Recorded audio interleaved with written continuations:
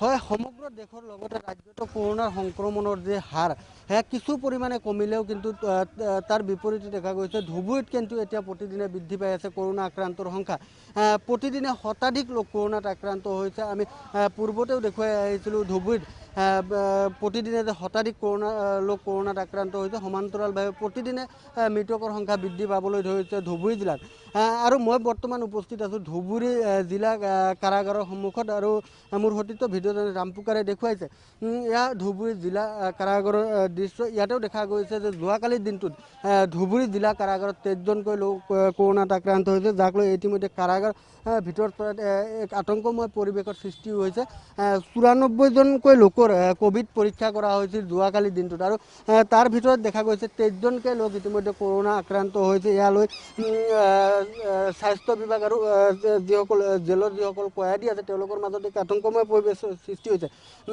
350গৰাকী কয়দী থকা ধুবুৰী জিলা কাৰাগাৰত ইতিমধ্যে 23জনকৈ লোক ইতিমধ্যে কৰোনাত আক্ৰান্ত হৈছে। আৰু এইখিনিতে এটা কথা উল্লেখ কৰিব লাগিব যে স্বাস্থ্য বিভাগে কিন্তু তৎপৰতাৰে ইয়াৰ পূৰ্বে দেখা গৈছিল যে যিসকল লোক কৰোনাত আক্ৰান্ত হৈছিল তেওঁলোকক পৰীক্ষাৰ পূৰ্বে দেখা গৈছিল ধুবুৰী জিলা কাৰাগাৰত অস্থায়ী যি ক'ভিড চেণ্টাৰ সেয়া নিৰ্মাণ কৰি উলিয়াইছিল।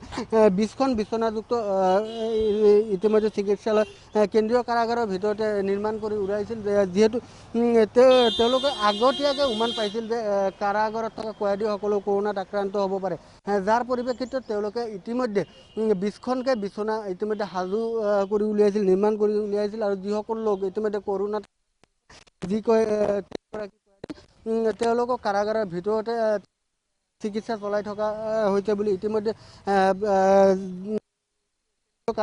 ধুবুৰী জিলা কাৰাগাৰ কৰ্তৃপক্ষই জানিবলৈ দিছে।